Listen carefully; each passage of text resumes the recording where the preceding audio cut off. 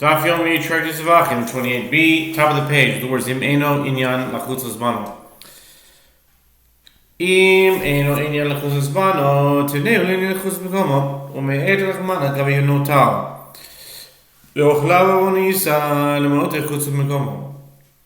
Therefore, if the verse is not referring to the matter of intent to consume the offering beyond its designated time, apply it to the matter of intent to consume it outside its designated area. And as for the punishment of karet, the merciful one restricted it to the prohibition of notar, meaning actually partaking of the offering beyond its designated time, as the verse states, but whoever eats it shall bear his iniquity. Leviticus 19, verse 8. This indicates that one is liable to receive karet for partaking of notar to the exclusion of intent to consume the offering outside its designated area. The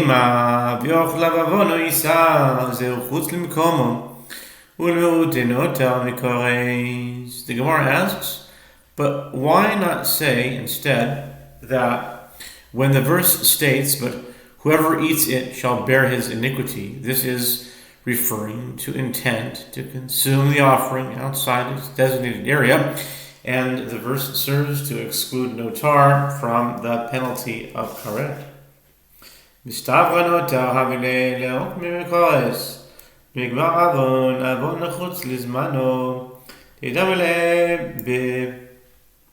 Zayin Bet. It's an acronym. Zman and Bama. Okay.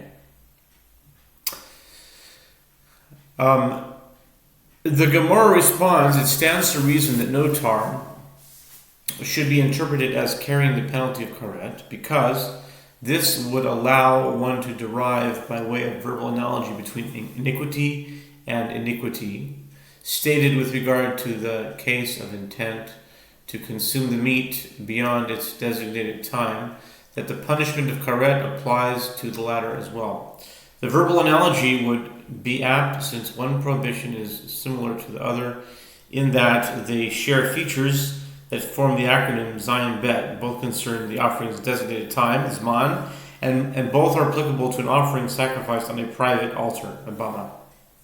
Adirabo, Chutzim Komo, Haviveliok, Bimbicholes, Bimbar Avon, Avon, Echut Lizman, Udavele, Bimikdash. And Mikdash is also an acronym. It's Machshava, Dam, and Ktsat. It's Machshava, Ktsat, Dam, and Shlishi. Okay. The Gemara rejects this. On the contrary, an intent to consume the offering outside its designated area should be interpreted as carrying the penalty of karet, because this would allow one to derive, by way of verbal analogy, between iniquity and iniquity, stated with regard to the case of intent to consume the meat beyond its designated time, that the punishment of karet applies to the latter as well. The verbal analogy would still be apt, since one prohibition is similar to the other in that both share features that form the acronym Mikdash. Both concern intent, Machshava. Both disqualify the entire offering, even if one had intent with regard to only part, Ktsat, it's a kuf, Ktsat of it, part of it. Both occur while collecting or sprinkling the offering's blood, Dam, that's the Daled part of it, and with regard to both, the verse contains an extraneous mention of the third, Shlishi, Mikdash, the Shin, Shlishi, the third day. So that's Mikdash, Machshava, Ktsat, Dam, and Shlishi. Ela Rabbi Yochanan, Tani Zav Divar Levi, Asya. Kodesh, Kodesh, Ketiv Hacha, Et Kodesh Hashem Chila V'Nichreta. וכתיב עשה מסורבת את הנותר באש וגומר. בעלהן הנותר אף קם נותר.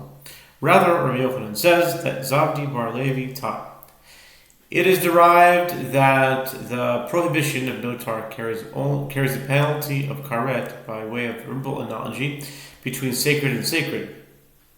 It is written here, but whoever eats it shall bear his iniquity, because he hath profaned the sacred item of the Lord, and that soul shall be cut off from his people. Leviticus 19, verse 8. And it is written here, and if any of the flesh of the consecration or of the bread remain until the morning, then you shall burn the remainder, the notar, with fire. It shall not be eaten because it is sacred. Exodus 29:34. Just as the verse there is referring to notar, so to there is referring to notar. The verse here is referring to notar.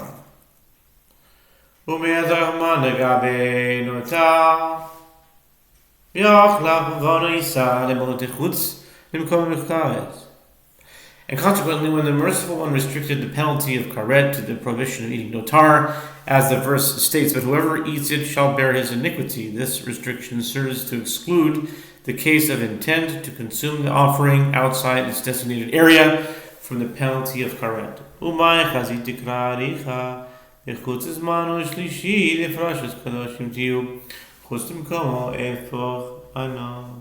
The Gemara returns to the initial assumption that the statement of Shmuel is referring to two verses. And what did you see that led you to conclude that the long verse, Leviticus 7:18, is referring to intent to consume the offering beyond its designated time, and that the verse that mentions the third day, Leviticus 19:7, in the Torah portion that begins, "You shall be holy," is referring to intent to consume it outside its designated area. I might just as well reverse the two.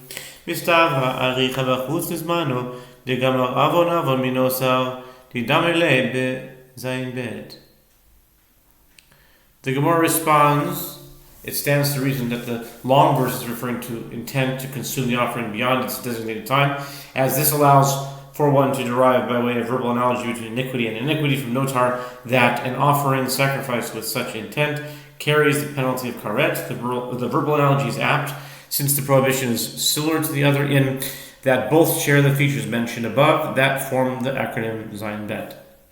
Zman and Bama. Yeah. Adarabo. The Gemara says, on the contrary, Aricha b'chus b'kova l'shlishi l'kdoshim tiyu. B'chus zmano mishum tidam ilay samchei v'ka mimaydle. The Gemara rejects this. On the contrary, The Gemara rejects this. On the contrary, it stands to reason that the long verse is referring to intent to consume the offering outside its designated area, and that the verse that mentions the third day in the Torah portion that begins, "You shall be holy," is referring to intent to consume it beyond its designated time. This is due to the fact that the latter intent is similar to notar in that both prohibitions share the features mentioned above that form the acronym Zayin Bet, and is therefore reasonable that the Torah juxtapose the two adjacent verses. And if so, when the verse states with regard to notar, but whoever eats it shall bear his iniquity, this excludes intent to consume the offering beyond its designated time from the penalty of karet. Ela amarava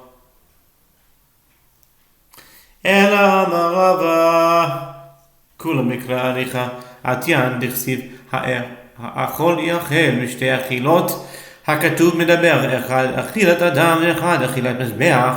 Rather, Rava says one must accept the original interpretation of Shmuel's statement that all of these halachot with regard to intent to consume the offering beyond its designated time or outside its designated area are derived from the long verse.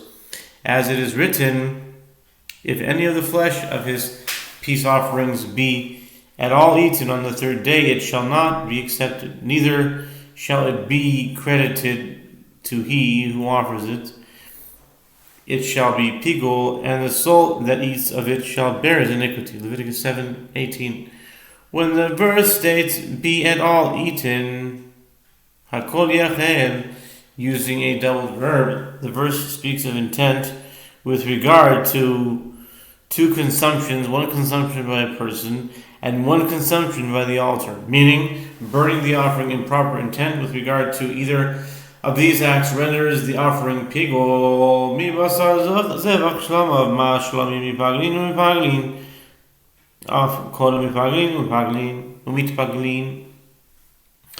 The phrase "any of the flesh of his peace offerings" indicates that just as a peace offering possesses that which renders pigol and that which is rendered pigol, meaning the blood, which renders the offering pigol through one's intent with regard to its rights, and the meat which is rendered pigol through such intent, so too the verse is referring to all offerings that possess that which renders an offering pigol and that which is rendered pigol. Shlishi zechus lizmano. The term "on the third day" indicates that the verse is referring to intent to consume the offering beyond its designated time, as peace offerings may be eaten for only 2 days. Lo yiratzeh kechatzas kasher ken haratzas pasul ma haratzas kasher ad sheyakrivu kol matirav af haratzas pasul ad sheyakrivu kol matirav. The phrase "it shall not be accepted" indicates that an offering is deemed pigol following the stage of the service at which it would have otherwise effected atonement. Therefore, like the acceptance of a fit offering, so is the acceptance of a disqualified offering.